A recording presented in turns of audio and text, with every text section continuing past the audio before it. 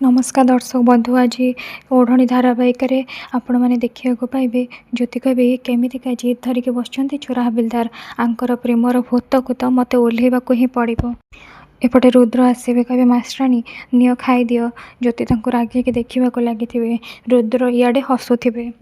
ज्योति कहे तुम एत हसुच कौन पाई मु खाइबिनी। रुद्र कहे अरे 2-2.5 वर्ष भाया तुम बिना रागुच राग भी शांत हो जाए एबे तुम भी खाई दियो नियो खाई दियो। ज्योति कहे मु खाइबिनी। तापर से उठिकी से चली जाए आउ गोटे जगह बसवे रागिकी रुसिकी। रुद्र कहे अरे तुम कौन सेठू एठिके आसिकी बसी पड़ल तुम कौन छुआ तुम्हें जदि छुआ ताले छुआ भली तुमको खुआबी। भाविनी यहाँ हूँ उड़ा जहाज केमी उड़े हे उड़िला उड़िला उड़िला पार्टी खुआईदेवे। ज्योति कहे कौन करुच तुम मु कहली ना खाइबेनी थरक बुझीपारन। अरे मास्टराणी तुम भी ना किसी कथा ना आउ गोटे उड़ाजाहाज उड़ेबा। तापर से चिड़ेवा लगे। तापर से ज्योति हाथ को बांधी देवे। रुद्र कहे मत भल पिला खुआई आसे आ दुष्ट पिला भी खुआई आसे। एपटे इंदुमती कहे अर्जुन को छाड़ मत मलम कहीं लगौच आज ना काली मु पोड़ी होकर मरबी। अर्जुन कहे चुप देवी दी गाल में 2 चटकणा चुप होकर बस मत मलम लगेबा दियो। मो कथा शुण अर्जुन बलियान सिंह बिना लाभ आज पर्यंत किसी कम कर। इंदुमती कहे मो पुअर विधवा पाखक जावर अटकाउन ए तुम लाभ कौन। अर्जुन कहे से सब मुझे जाणी शुणिकी करुँची। मु चाहूँगी रुद्र आ ज्योति बाहाघर को मानि नियंतु। एक स्नेहा से बाहर थी छपिकी शुणुवे आउ इंदुमती स्वामी भितर कथा होते। इंदुमती कहे कौन करुचे तुम तुम मुंड कौन खराब हो जाए। अर्जुन हसवाक लगे कहे नाई बाबा नाई पूरा कथाटा शुणिले तुम भी से चाहब मु जहाँ चाहूँगी बुझिल। पचार कहीं। इंदुमती कहे कहीं। अर्जुन कहे कहीं ना मो पंडित पाखक जाइली आ से विधवा को रुद्र जीवन केमती दूरे दबाको से कथा जानापी। आपर पंडित कही कि ज्योति की स्वयं महादेव पठे तुम पुअर रक्षापी। जदि जदि स्नेहार प्रथम संतान हो जाए ताहले से तुम जीवन तुम घर को बर्बाद करदेव। आ ज्योतिर जदि संतान होता है से देवता जीवन धरिकी बालक जन्म हम आ सी आसिले तुम परिवार जस ख्याति बढ़ेब तुम मान सम्मान बढ़ेब आ तुम जीवनटा को स्वर्गमय कहीदेव। आज जाए पंडितर कौन सी कथा मिछ होईछि ना आज हम। तेणु मुझे भाविली रुद्र जहाँ चाहूँगी से जाए मुझे देवी से जितेबले जाए प्रथम संतान तार जन्म न हो। प्रथमे मो उत्तराधिकारी अर्जुन बलियाली सिंह उत्तराधिकारी आउ तापरे कौ ज्योति को मु बंचवाक केबे भी देविनी। एक कथा स्नेहा शुणुवे।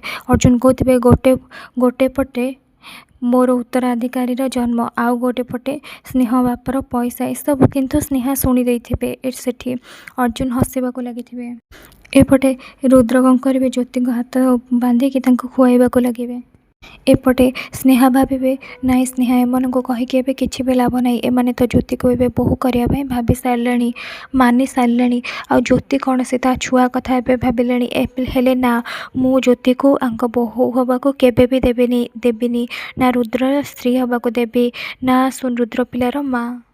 एपटे रुद्र चाह करुवे हठात किए डाक से बाहर को चली जाए सेठिकी स्नेहा आसवे से सुजोग फायदा उठेकी से चाहे कि मिसेवाक चेष्टा करेंगे सांगे सांगे से किचेन को जाइए कि गोटे चाहे मिसेबे कहे जेमिति तू मत रक्त रे कौन देचु ज्योति सेमती तू रक्त बांति करू। एपटे ज्योति आसुवे ज्योति आसिकी हठात बसवे आउपटे रुद्र आसवा खबर जाणी साठी स्नेहा चली जाए।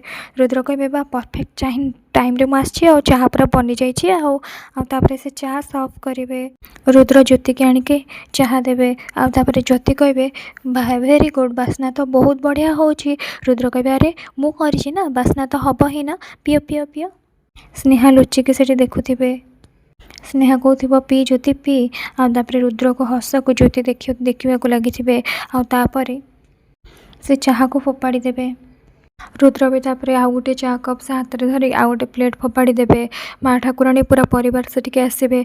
माँ ठाकुराणी कहे कौन है तुम 2 जनकर जिते बड़े देख 2 जन खाली झगड़ा करुच। रुद्र कहे मास्टराणी तुम मो हाथ तैयारी चाह पीबनी ना आपर रुद्र भी से धरी ଚାହାକୁ ଫୋପାଡ଼ି ଦେବେ। ଆଉ ତାପରେ ସେଠି ଜ୍ୟୋତି କହିବେ ତମର ଏ ଜିଦି ବୁଝିବାକୁ ତ ତମେ ଚେଷ୍ଟା କର ଟିକେ। ତାପରେ ସେଠି ରୁଦ୍ର କହିବେ ମୋର ଯାହା ଜିଦ୍ ମୋର ସେଇଆ। ଆଉ ତାପରେ ଜ୍ୟୋତି କହିବେ ତାହେଲେ ଠିକ୍ ଅଛି, ତମର ଯଦି ଜିଦ୍ କରିବା ଆସେ ତାହେଲେ ମୋତେ ବି ଆସେ। ତାପରେ ଜ୍ୟୋତି ସେଠୁ ରାଗିକି ଚାଲିଯିବେ, ସ୍ନେହା ସେଠି ଲୁଚିଯିବେ। ଆଉ ଏପଟେ ଜ୍ୟୋତି ଆସିବେ, କହିବେ ଏ ଚୋରା ହାବିଲଦାରକୁ ତ ମୁଁ ଛାଡ଼ିବିନି।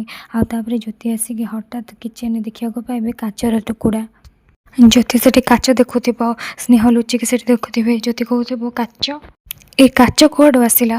ସେଠି ସ୍ନେହା ବହୁତ ଡରି ଯାଇଥିବେ। ଆଉ ତାପରେ ସେଠି ସ୍ନେହା କହିବେ ଜ୍ୟୋତି ଯେମିତି ତା ବୁଦ୍ଧି ନ ଖେଳାଉ।